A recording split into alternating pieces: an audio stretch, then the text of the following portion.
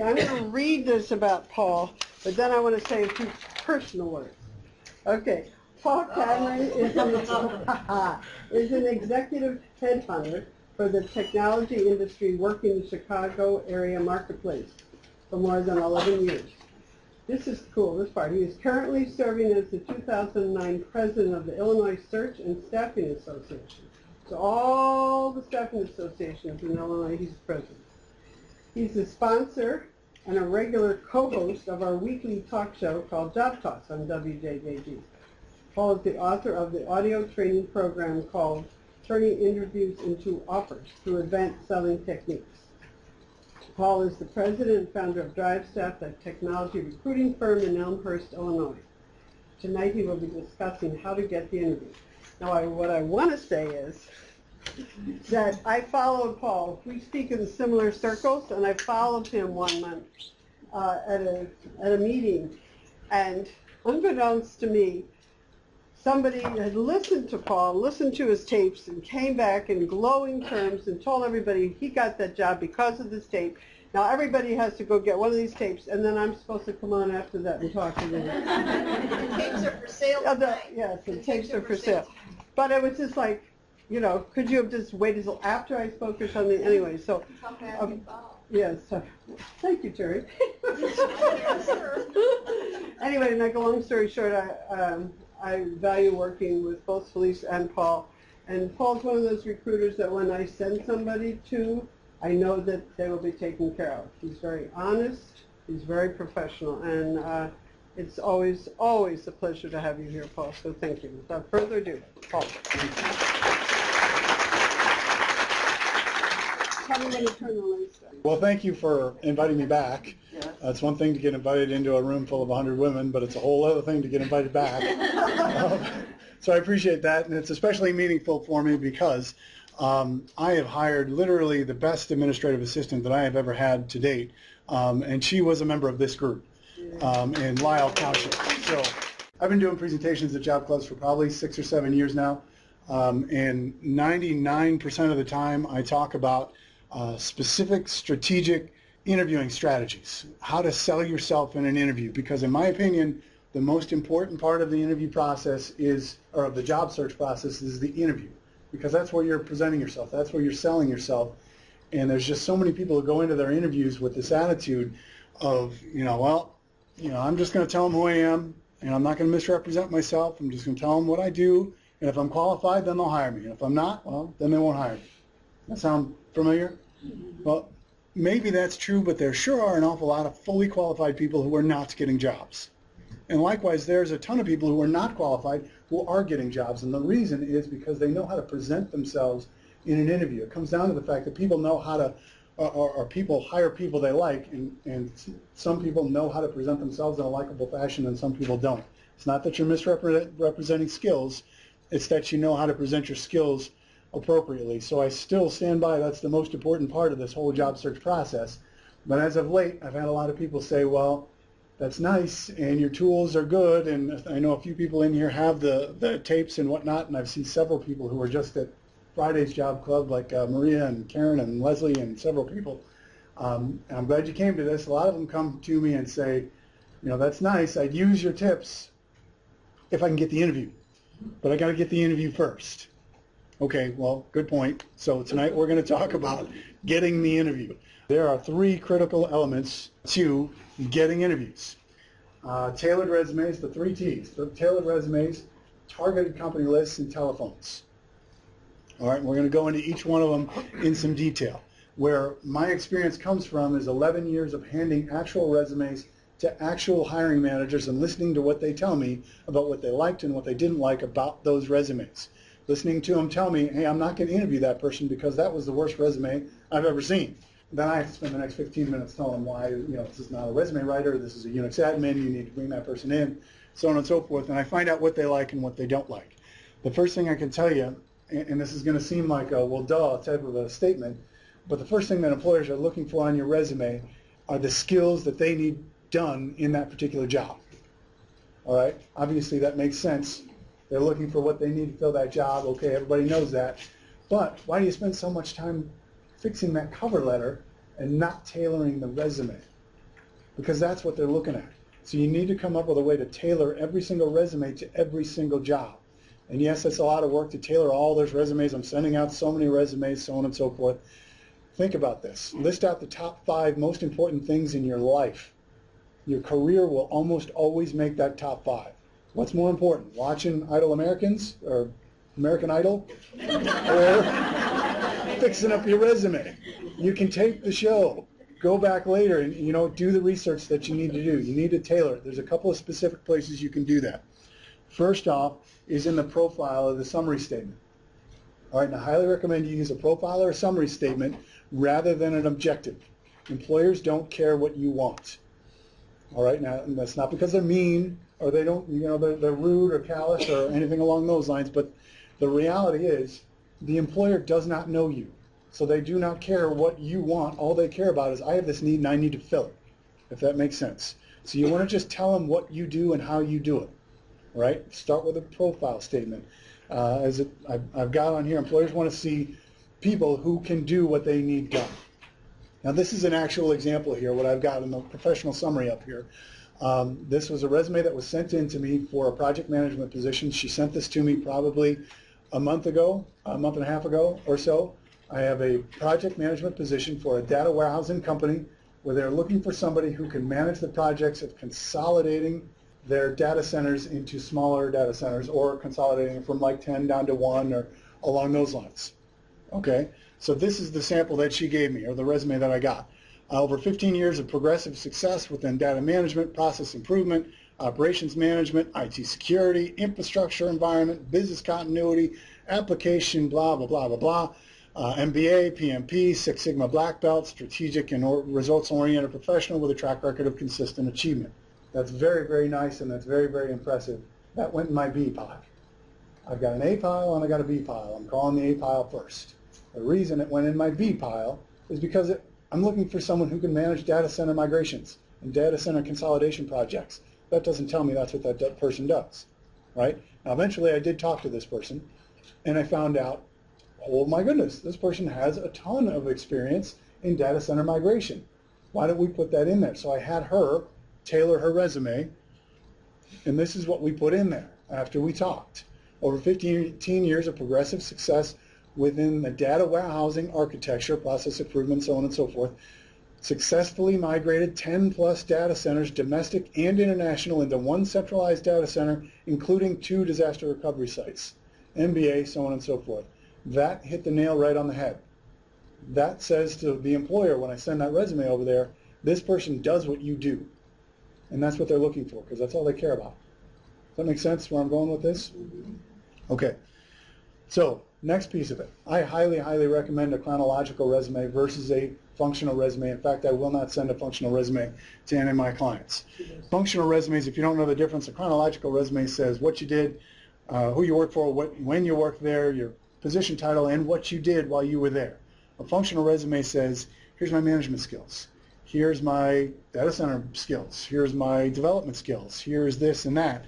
But it doesn't say when you did that stuff, or for how long you did that stuff, or in what capacity you did that stuff, or how long ago you did that stuff. It creates more questions than it answers. So I highly recommend a chronological format. But then you list the experience under what you did under each job, and you want to put the relevant experience first that matches that specific job. Now in this resume, this is from the same resume. She had probably 8 or 9 different bullet points, but this is just a few of them in random order, kind of modeling what she had. Helped to mature the project management office by implementing blah, blah, blah. Build effective relationships with information technology teams, responsible for the migration of 6 data centers domestic into 1 centralized data center. Bing. Measure project portfolio. Now this is way down in there. I didn't see it. Went to my B pile because I never saw it. All right, so after we talked, we figured out that's what she did. We went through job by job by job, and we did this. First bullet, responsible for the migration of 6 data centers domestically into 1 centralized center. And one thing she actually did is she highlighted that in yellow on there. She had a yellow fill around that text that just jumped out on the page that said, this is what you're looking for, this is what I do. And we did that all the way through her resume. Now, this isn't what got her the job. Resumes don't get you the job. The interview gets you the job. But this got her the interview. And she did get the interview. There were easily 24 resumes sent in through recruiters for this specific job. She started last Monday. So this stuff got her the interview, and then that's what got her moving on. I would have passed on her, but fortunately I kept calling through. That stuff absolutely makes a huge difference. So a couple other resume tailoring tips I can throw out there. Always include your current contact information at the top of the page, including your email address. A lot of people don't put their email address on their resume. It's hard for me to reach you if I want to send out an email first, or they don't put their phone number on there. You want to have your phone number on there. You want to avoid using headers, text boxes, or columns. You want to avoid using headers and text boxes. The reason you want to avoid this stuff is because most, I shouldn't say most, a large percentage of employers and most recruiters use what they call applicant tracking systems. Those applicant tracking systems automatically grab your resume. They take your first name, they put it in the first name field. They take your last name, they put it in the last name field. They take your email address, put it in the email address field, your phone number in the phone number field. Then when I go to print all these off or send an email off to the 10 that I liked, I select the 10, I send the email, please give me a call, I'm very interested in your information. But if it's in a text box or in the header or it's somewhere in that resume that's kind of difficult to get to, the resume grabber might not get it. So that's a blank field. You don't get that email, I call you last. I got my list of 10 names on there. One of them doesn't have a phone number. I'll go look for that later after I call these first 9. All right, so it does make it a little bit more difficult to create the resume, but it's worth that extra time to create the resume. All right, you want to avoid saving your resume as resume-.net or resume-management or resume-customer service. What I mean by that is as you tailor more resumes and you save it as resume management, that says to the employer, you know what, I made up this resume just for you. And if it doesn't work for you, don't worry, I'll make up another one. I've got a whole slew of resumes at home, and I've got all kinds of different disciplines. This is just one of my many specialties. I've taken all my other stuff off this resume. Right? So you want to come up with some sort of a code for yourself. Like, for example, if I had a management resume, I would title my management resume P. Cameron. And I know that P. Cameron is my management resume. And then I know that my Paul C. resume is my data center management resume. And I know that the Paul.Cameron resume is some other kind of resume. It makes sense to me. And what I'm talking about, I see a couple of blanks there. What I mean is when you save the resume, the title of the document that you save it as, because they're going to see what it's titled. Okay, so you want to pay attention to that. You want to be conscious of your email address. I literally get these exact types of email addresses. I didn't make this up. tequilagirl@hotmail.com. You're going to the bottom of my list. Drink to be cool. I got these email addresses. This isn't made up. You get these. On the flip side of that, if you're a Unix administrator and you send me an email address and it comes from the Unix girl, wow, she is passionate about what she does. She probably doesn't have a fleet of resumes at home with all different types of specialties. She loves Unix. Now, email addresses are free. You can make a million of them up, put the Unix girl 546321, whatever, but that makes a statement to me about how passionate you are about what you do. And have one for, management person 1@hotmail.com and Unix person at whatever. That makes a big, big difference. You got to keep track of all that stuff. If you're organized enough, you can keep track of it. If it's not your thing, don't lose sight of what you've got. But pay attention to that stuff. Be aware of extra space at the bottom of your resume as you're doing editing. At the bottom, like for example, at the bottom of the proofread you're sending, if I hit a couple extra enters on there and then I go to print this page out, there's going to be a blank page at the bottom, if you know what I'm talking about. Yeah. So many people will send me a resume and then there's like 3 blank pages at the bottom. First thing I'm going to do when I get back from the printer and then refile those things back into the printer because they're blank pages, who did this? Who's not paying attention to this minor detail? Proofreading your resume every time you send it out. How many people caught that proofreading is misspelled? How many people caught that the second bullet point does not have a period after it, but the rest of them do? Anybody else see that? Several people. Okay, Karen, I see you nodding your head, and I'm going to pick on you for a second just because that's what I do when you're at these things. Sorry. Did Joy or Terry pay you when you walked in said, I will give you $10 if you will proofread Paul's material. No, not at all. But you know what? The people you're sending your resumes to are being paid to catch this stuff. Karen got paid nothing, and she caught it. Somebody who's being paid to find that is going to catch it. There was a time, I would say, as recently as just last year, I was deleting up to 50% of the resumes that I got because of misspellings and typos on them. This year, I'd say it's about down to 30%. People are paying attention. But literally, that's a huge amount of the population, and I did take a month for a while there where I would tell people, you know what, I'm going to pass because you misspelled the word resume. Or you misspelled, and I have a lot of people that would put a Y in there somewhere. Or they'll misspell the name of the company that they worked at, or they'll misspell something major on there, and this is your resume. This is an extraordinarily important document you're going to send out. And I let them know, and I got more negative responses from telling people that and got yelled at about, hey, I'm not an English major, I'm a Unix admin, and what difference does it make that I spell that correctly, blah, blah, blah. So I stopped telling people. We just delete the resumes again. But this is what your competition is doing. If your resume is spell checked, you're above at least 30% of the population that's out there. So that should be somewhat encouraging for you. Target lists. Let's roll into target lists.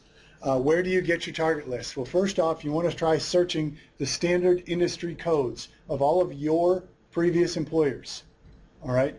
How do you find your standard industry code? Like, for example, if you work for a software development company, your standard industry code is 73708. Now, what is 73708? I have no idea. All I know is that when I put in that, when I do a search on SIC codes, I get a whole list of software development companies. Now, when I was talking about earlier with resumes, employers hire people who have the skills that they need. They also hire people who have those skills and they come from their industry. You want to target companies who are targeting you. Now, if there's anybody in here who's a network architect and you have trading industry experience, I can set up an interview for you tomorrow because you have trading industry experience and that networking experience. Now, if you're a network engineer and you've got a CCIE, a CCNP, and you've got every certification there is out there, maybe I can get you an interview next week. You see the difference? You want to target companies who have done what you have done. So the way you do that is look up all the companies, their SIC codes, and then do a search on those. Now, where do you get that? If you go to your local library, I will just about guarantee they will have some sort of an online database like Reference Check USA or Hoover's or ZoomInfo or some sort of an online database where you can look companies up by SIC code. Look them up, make a list of the companies who are competitors to your old companies. And then when you're talking to those places, you can say, I have these skills and I've done it in your industry. That makes such a difference. Okay? A couple other just free online sources to find company names. Manta.com, Hoovers.com/free, Google Finance. So again, employers want to see people who do what they need done and who have done it in their industry. Very, very important. As far as using social media sites, such as LinkedIn, and I will tell you that my viewpoint on how to use LinkedIn probably contradicts every speaker you've seen in the job club, because everyone I've talked to does have a different perspective on this, but I'm going to tell you why I think the way that I do and the way that I use it the way that I use it. I am a believer in the fact that LinkedIn, you have two reasons why you get into LinkedIn. One is to give you exposure to people, and two is to give people exposure to you. Okay? Now, if you are of the mindset where you want to limit your group, the people who are connected to you, only to the people who know you personally, you are limiting yourself in what you're going to get out of LinkedIn. And there's a downside to limiting yourself, and there's a downside to just letting everybody connect with you. I'm one of those let everybody connect with you because I can see more people types of folks. And I'll tell you the downside of each side. All right, the downside, if I let everybody connect with me, and I personally have about 2,600 connections in LinkedIn, so if you connect with me, you'll be able to see all the names and titles and everything of all 2,600 people that I'm connected to. And I'm going to give you my LinkedIn address when we're done here. Connect with me. I will accept, just so you know. And that's going to open up a bunch of doors for you. Now, the downside of that I've always heard, what's the problem? Why do you not want to do that? I get the same response just about every time. They say, well, what if somebody wants me to introduce them to another colleague and I don't know that person? Then what do I do? Okay, well, let's think this all the way through to completion. All right, and let's just kind of walk it through. Let's say, Jennifer, if I can use you for a second, let's say one of my 2,600 connections said, I would love to meet Jennifer. Can you forward this introduction along? So I say, sure. You know, as long as the ones, I'll tell you, if somebody says I want to sell her something, I don't forward it. It's not that hard. I just say, nope, sorry, I'm not going to do that. Or I just don't reply to them and I don't forward it along. Not the end of the world. But I'm looking for a job. She knows she works at this company. I'm looking to get in. So I send to Jennifer, hi Jennifer, someone asked me to forward an introduction request to you. Good luck with your connection.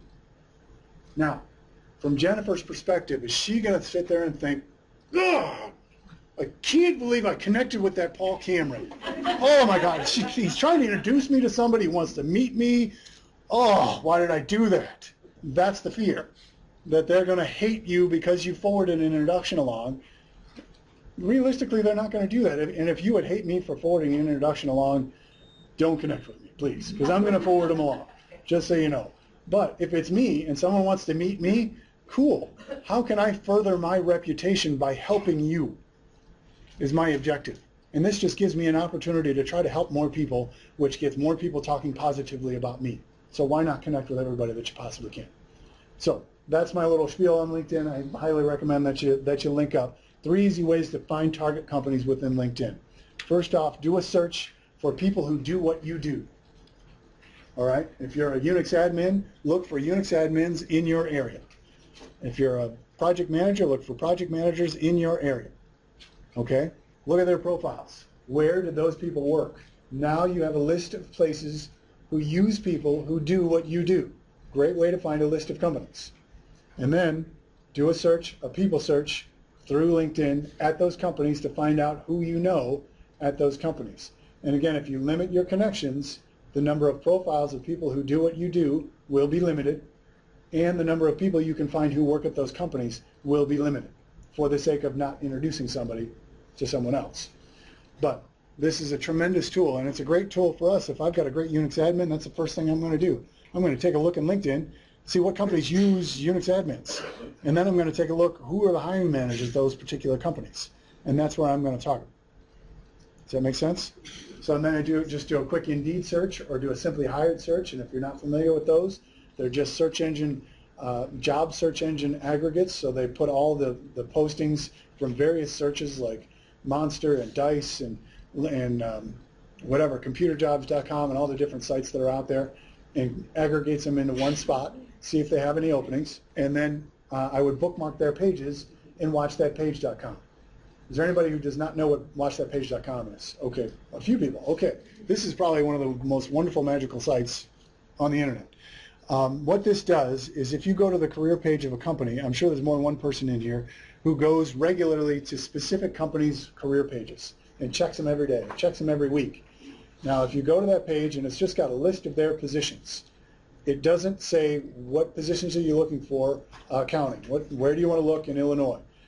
It's not going to work on those search pages. It's going to work on a career page where the positions are just listed there. It's called a static page. You can bookmark that page, and anytime they make a change to that page, Watch That Page, which is free, will send you an email and say, hey, they made a change to that page. And this is what they did. They added a Unix admin job. And then the friendly recruiter is going to call and say, hey, you know what, I'm not sure if you're looking for somebody like this, but I just happen to have a Unix admin. Wow, Paul, your timing is fantastic. Well, you know, I'm psychic. Whatever it happens to be. It's a wonderful site. Now, if it is a search page, this doesn't work because it only works on static pages. That would mean it's a dynamic page if you have to search. Do a search in Indeed.com, and after you get your results at the very bottom, it says save this search or email me this daily, and you can set up an agent for yourself, and it'll email you 20 new matches every day. Make technology work for you so you don't have to work so hard in your job search. Okay? You really want to be smart about the areas and the specific types of companies that you're targeting. Anytime you've got a specific industry that's in flux, you know, the markets are going up and down in that particular industry, they have a big chance of losing customers. So when you have a chance of losing customers and you're not planning on going out of business, the first thing you're probably going to do is try to revamp your product so that you can get the customers who are scared and they're going to leave their old companies that they're using. and they're going to flood to you. Well, stock market's obviously been very, very up and down this past year and a half or so at least. Well, I've placed 26 people as of today into the trading industry because it's so up and down. They're revamping their products. Another industry you want to go after, you revamp your product, you've got to tell people about it. There's a lot of companies out there that redesign websites, and they're huge organizations who have accounting positions and HR positions and all these various positions that you do that you don't think of when you think of web development. You think just web developers. Well, I'm not a web developer. I'm not going to work there. They've got all kinds of positions. They've got attorneys. They've got everything. Go after them. Go after the companies who are thriving because the economy is doing well is not doing well right now. It's time to get on the phone. And you're going to have more luck getting on the phone. And yes, you're not the only one who just made that face of, I don't want to get on the phone. All right, I want to share a couple of things with you. A couple of studies. First off, fact. Calling companies to follow up on jobs will land you a job faster. Bottom line, that's fact. There's a firm called JustWorks in Philadelphia. They trained 1,000 job seekers in cold calling during a recession. They were trained to devote 25 hours a week to their job search, cold calling employers and asking for a face-to-face meeting. As a result, 66% of them were employed within 2.3 weeks. 90% of them were employed within 90 days. 90% of them employed 90 days. Another study, Kevin Donlin, who is a very prominent fixture. If you're in HR, you know Kevin Donlin, I'm sure, in the recruiting world. He did a study with over 700 job seekers over a 6-year period to spend at least 17.5 hours per week cold calling employers. Of those he counseled over a 6-year period, 90% of them found jobs within 90 days. And oh, by the way, those were 700 disabled job seekers. Okay? Making phone calls gets you the job. If, in all honesty, if you knew how to find jobs, if you knew what to do, what recruiters do, I would be out of work. All I do is the exact same thing you do, except I'm picking up the phone. And I have to not just find jobs, I have to find jobs that they're willing to pay me a fee to go and fill that job. My fee is 30% of the salary. So think about a $100,000 project manager placement. That's my fee, 30% of that. If that project manager knew how to find that job on her own, I'm out of a job. All right? It just comes down to picking up the phone. And it's not as difficult as you think. Okay. So let's jump into exactly how to do that. You don't want to call and ask for ask if they received your resume. They hate getting that call as much as you hate making that call. All right? You want to call the person you think you would report to. Use LinkedIn to get those names. So if you're an Unix admin, call the IT director. If you're an accountant, call the accounting manager. Call whoever it is you think you would report to. You're not calling to bother them. You're calling to help them. If you've got a pipe that's busted in your basement and you've got a foot of water and the water's just flowing out and a plumber happened to call you at that moment, would you be angry with that plumber for calling at that moment? Probably not. But they're losing thousands of dollars by not having that seat filled. Help stop that leak. Call them and help them. So here's a couple of very, very easy scripts. All right? Hi, my name is Paul Cameron. I was hoping you could point me in the right direction. I understand you're looking for a senior network administrator, and that's what I've been doing for the last 10 years. But I just wasn't sure who I should talk to about it, about that position. Do you know who I should be talking to about that? Now, if I'm talking to the IT manager, it's the right person. Yeah, that's me. Now I'm in an interview. If they don't have time or they say call Joe in HR, now I call Joe in HR, and instead of saying, hey, Joe, did you get my resume? I say, hey, Joe, I just talked to Sarah Thomas, and she, the IT director, she said I should call you about the senior network admin position because she thought maybe I could be a fit for it. You have some time to talk to me? That holds a lot more weight than, hey, did you get my resume? All right, another one, very easy, same type of thing. You have no idea if they're looking for somebody like you. Hi, my name is Paul Cameron. I was hoping you can help me. I'm not sure who I should talk to about this, but I'm currently in a position to find a new employer. I put together a short list of companies I really respect and would like to work for, and IIT was on that list. I'm a senior network admin with 10 years experience. Do you have any idea who I should talk to about that? It's very subtle, it's very non-push, but it gets you on the phone and talking with the right conversations to the right people. So just a quick recap, you tailor every resume to every job, you target the companies who would want you, and then pick up the phone and call them, and if you do these things, you're going to get more interviews. All right, here's my contact information. My LinkedIn address, my Twitter. I do put out job search tips on Twitter, and I'm going to be auctioning off this program here later. Auctioning off. I'm going to be whatever. I'm going to be raffling one off. We're going to do it now. Okay. Good. Well, while she does that, I'll tell you it's a 4.5-hour program. It's broken into 12 different sections, 15 minutes to 30 minutes. They have quizzes at the end of each one of these. I know there's several people in here who have them already. It covers everything from the pre-interview preparation to good questions asked throughout the interview, how to answer tough questions, how to fight age discrimination, how to follow up, when to follow up, everything you could possibly think of if it's related to interviews. This will talk to you about how to fix it. This absolutely will help you. If you don't raffle it off and you don't win one, 5 of the tracks are on our website for free, drivestaff.com. You don't have to download anything. It won't put a virus on your computer. Just click and it'll start playing and you listen. 5 tracks on there. Questions you should never ask in an interview, slow pitch technique, which is a sales strategy you can use, how to answer unusual questions like how many cigars were sold in the U.S. last year, that kind of stuff. It'll help you. Oh, if you're not in technology, thank you. ISSAworks.com. That's the Illinois Search and Staffing Association. And if you go to the membership directory, you'll see a list of all the recruiters who are members. They have to abide by a certain code of ethics in order to become members, and it lists their specialties, so you can find someone who you can trust. Thank you, Paul.